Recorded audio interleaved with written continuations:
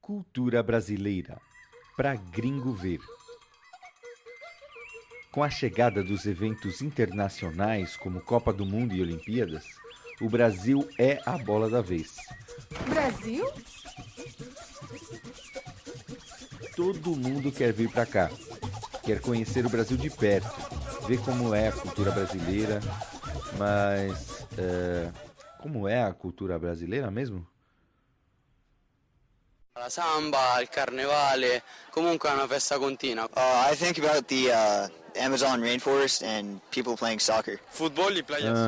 Mas é só isso? É só isso. Então vocês vão ver, começa com os índios, que foram os primeiros habitantes dessa terra, não é verdade? Após isso, vocês vão perceber que vão chegar os portugueses. Aí depois nós temos a miscigenação, a mistura, né, do índio, do português.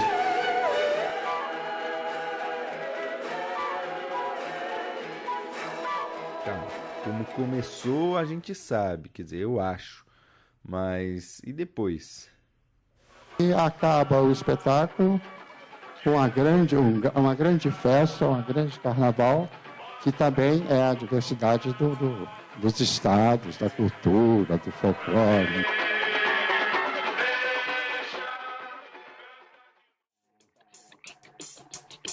Se tudo começou no Big Bang, tinha que acabar no Big Mac. A cultura, eu gosto de ver a cultura do ponto de vista mais agrário, porque a cultura vem do cultivo, né? E como os jardins, as hortas, as plantações são múltiplas, eu espero que os discursos, as inquietações e as falas aqui sejam múltiplas também. Que quando a gente fala de cultura, é impossível não pensar em educação.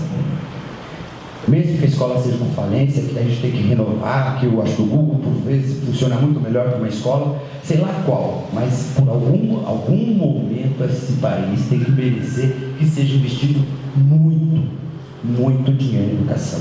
Porque antes disso, falar de cultura é legal. Eu gosto e eu amo todas.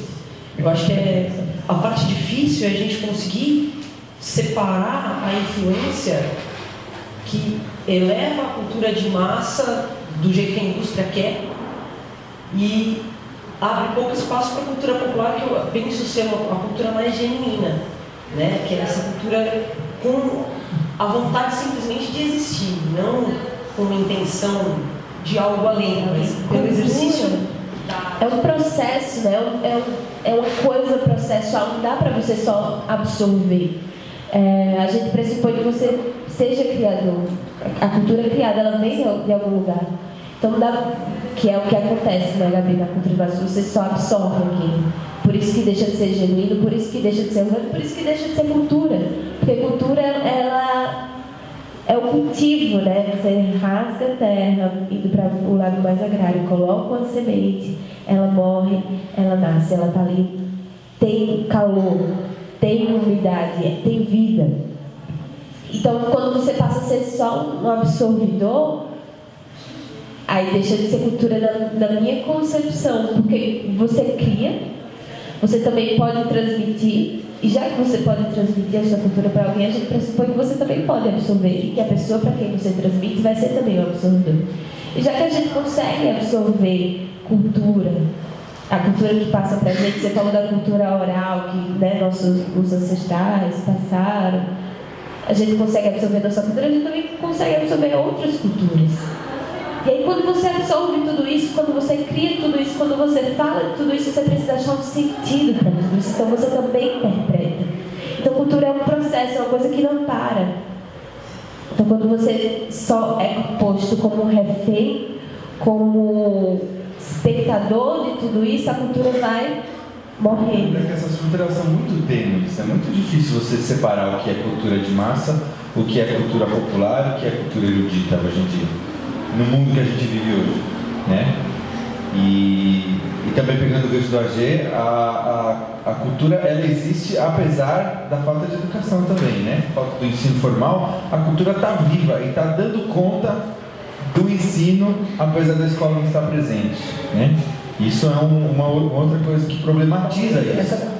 Essa cultura, entre aspas, que a gente herdou, que exige uma necessidade de catalogar e de classificar tipo, tudo, definitivamente não se aplica ao Brasil. Por conta de todas essas misturas, por conta de todas essas fontes que nós recebemos. E isso é muito legal, porque isso nos tornou multidirecionais ou multiculturais.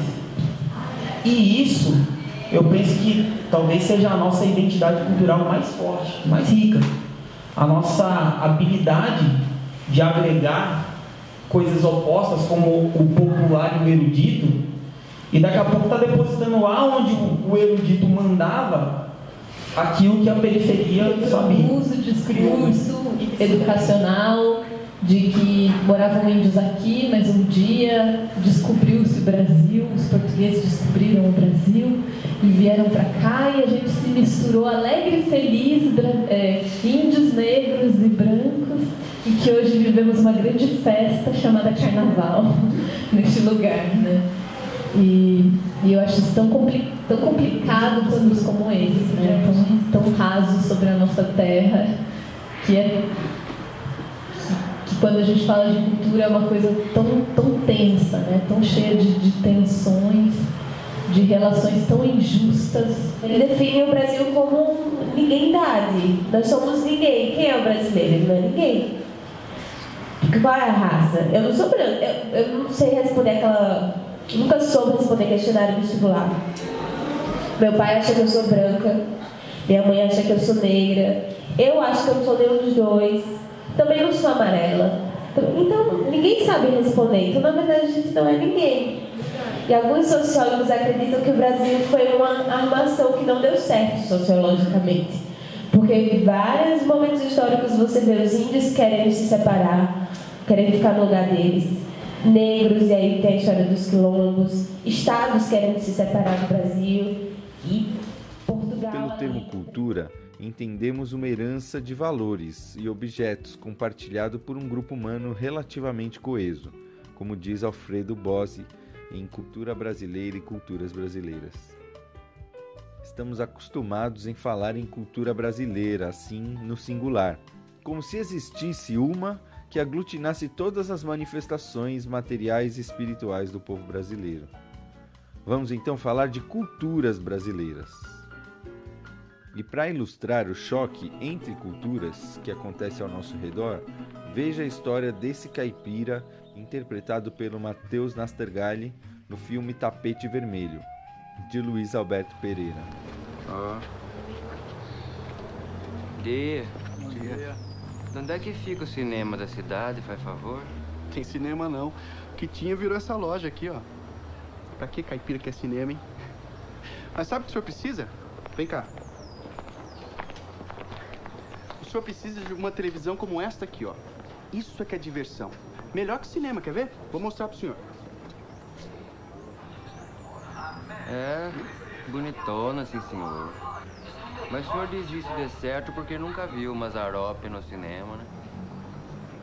Vai ver, não sabe nem o que é cinema, né? Escuta aqui, ô Jeca. Vai cuidar da sua plantação de batata, vai?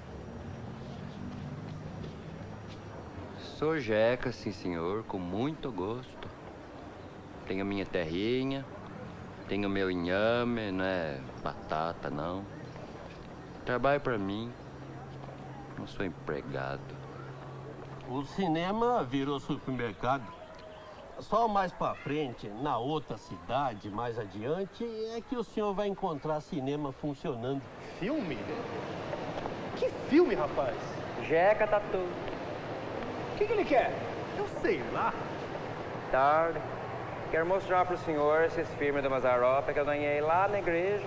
Com a morte do senhor passar aí. Ah, não. Você me desculpe, mas eu não posso aceitar. Eu não tenho como passar isso aqui. Não tem nem onde guardar. Eu não vou passar. Mas nem um dia. Um dia só. Nem um dia. Não vou passar nem um dia só. Você quer que eu ponha um tapete vermelho pra vocês entrarem no cinema? Eu não vou passar filme nenhum. Nós temos pé na estrada. Nós comemos pão que o diabo amassou. Essa tarde é comida de quilo. Eu quero o Mazzaropi, cadê o dono do cinema? Quase que eu estupiei o menino e a mulher. À toa? Não, perdi meu burro. E agora, depois de toda essa trabalheira, nós vai voltar pra roça sem ninguém dar atenção pra nós? Não! Cu de bonde! Eu quero o dono do cinema.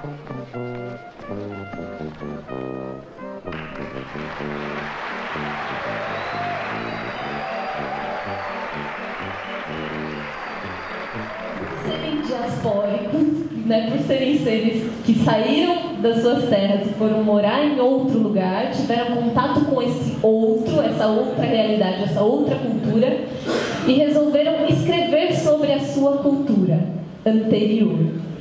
E assim começaram a se criar os estudos do folclore, né, que posteriormente vai ser chamado de cultura popular, e há quem diga que folclore é uma coisa e cultura popular é outra, que tem uma briga aí, mas enfim, é daí que começa tudo isso. E qual é o problema de tudo isso? Né? É que o contato com o outro me faz questionar a minha identidade, porém, quando eu me vejo nessa situação na qual eu tive que sair de um lugar e fui obrigado a ir a outro lugar devido aos fatos que estavam acontecendo, né? Perdi minhas terras, perdi todas as manias que a gente tinha ali, né? Nossa cultura popular, e fui para a cidade, entrei no choque e tal. Eu olho para aquilo que acontecia com um saudosismo gigantesco. Eu gosto daquela que comunica, né, cara? Porque a que comunica é que está aberta para a comunicação, que tem um diálogo legal, é aquela que tem abertura para atravessar a gente, sabe? E aí eu falo em todos os âmbitos, né? Eu falo assim de um sei lá, do mestre que sabe dialogar. Ela é vivenciada a partir de relações de afeto, né? Eu sou afetado e eu afeto. À medida que a gente se encontra, que a gente dialoga, que a gente se comunica, a gente cria relações de composição e de decomposição. Porque quando eu me comunico contigo, algo a gente constrói junto, mas algo a gente abandona também. E é um paradoxo da cultura, porque quando eu encontro outro, eu me reconheço diferente dele, mas eu também me reconheço igual. Porque existe igualdade entre nós. Muito forte. Eu sou uma super militante da cultura popular. Não estou me desfazendo dela, mas é que a gente precisa começar a pensar que olhar eu quero ter sobre essa cultura, senão fica esse olhar de estou olhando para algo que está morrendo, que está se acabando, que está no último suspiro de vida, e é uma mentira. O pensamento europeu, do modernista, né, ele é helenizado, é racional e não abre espaço para a poesia e para a arte e para a dinâmica cultural que o Brasil vive hoje. Então a gente tem que repensar também a nossa educação hoje. Porque ninguém vai na escola e acha que tudo que está falando lá na frente é coisa que outras pessoas pensaram. O que vale mesmo é o que ele e os amigos deles. É aí que está a complexidade das relações culturais, né? Essa coisa de como aquilo me afeta, né? E isso não tem só a ver com a cultura dominante ou com, né, com a cultura de massa, enfim. Eu fico pensando que pode ter pessoas aqui dentro que estão ardendo de vontade de falar, eu não tenho tanta formação assim, eu não sei falar direito, vou ficar quieta aqui o tempo inteiro sem falar nada. Né? E sem querer a gente cria tensões de que só quem está fazendo universidade, tem estudo e tal, pode falar. Né? Então a gente tem que, às vezes, entender que essas relações são muito complexas, né? E muito difíceis de se entender e se definir assim, diretamente. Né? Talvez a gente não saiba quem nós somos, né?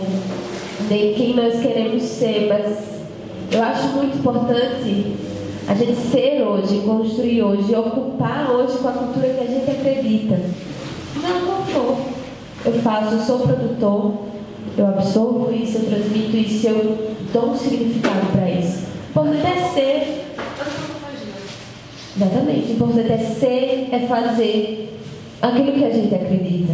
Mesmo não sabendo às vezes quem nós realmente somos. Ah, conceitue cultura brasileira. Acarajé é brasileiro? Sanduíche não é? Cachorro quente é brasileiro? Sabe? Então acho que o que vai mesmo é o que a gente constrói hoje. Quem sim, a gente vai construir algo bacana no futuro. Porque a gente construiu algo verdadeiro, algo orgânico, algo que veio da terra, que germinou. E aí, o que dizer desse Brasil e de nosso povo? Quem somos, de onde viemos e para onde vamos? Qual a importância de conhecer e valorizar a cultura brasileira? Concotô, quem coçou, proncovô. Quem coçou, quem coçou, quem coçou, quem coçou, quem coçou.